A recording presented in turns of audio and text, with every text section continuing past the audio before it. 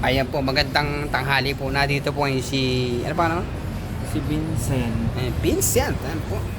Siya po'y... Ayan po, siya po'y galing sa... Ano ba gusto mong tulong na gusto mong tulong?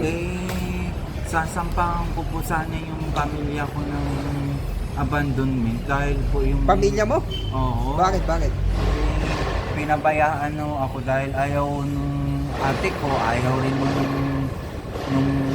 mama ko dun sa Laguna, ayaw rin nun ng mga kamag-anak ng Bakit papa ayaw at sa'yo? mama ko. Bakit ayaw sa'yo na magulang mo?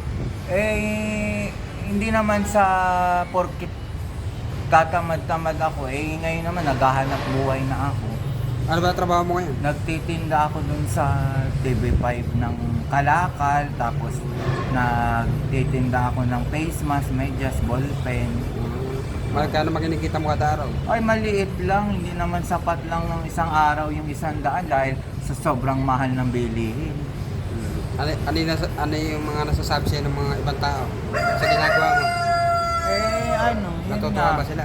Yung iba natutuwa, yung iba hindi. Dahil nga sa sobrang hirap ng buhay, halos mapahamak na yung buhay ko dyan. Makipagsapalaran lang doon dahil nga wala akong matuloyan. No choice naman ako dahil wala namang gustong tumanggap dahil nga ganito yung sitwasyon ko. Ayan po, nandito po si... Ano pa naman? Vincent. Vincent sa headquarters. Ayan po, nangingi po siya ng advice sa kapulisan kung ano yung magandang gawin. Ano ba talent mo? Ano talent mo? Singing, marunong kang kanta. Marunong. May kanta ka, paano ba? Bigyan mo ng isang magandang kanta. Di ba't sabi mo sabay tayo tatanda? Bakit bigla ka na lang nandyan sa kabilang buhay? Yun. Oh my God! Rap, marunong ka. Saka na lang yung rap dahil hindi naman... Rap nga eh. Isang pare may mag-rap. Gusto na yung mga din rap eh. Baka hindi ka na mag-rap eh, sabi ng tropa.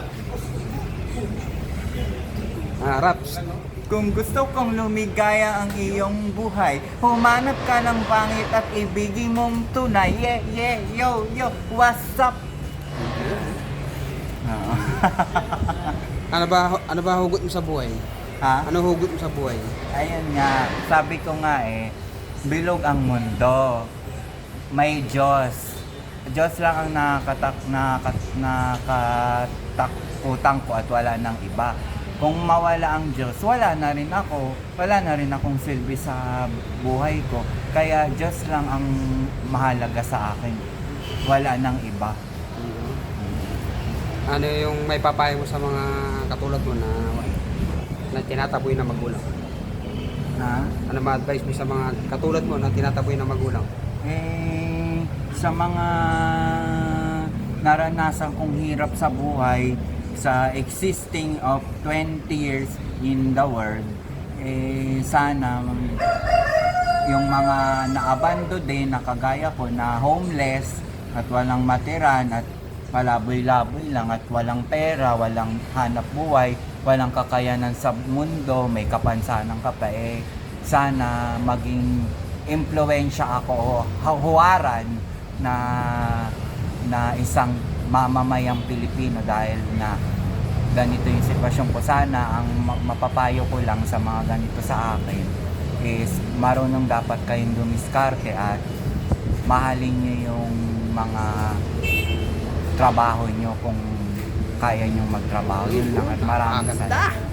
Shit!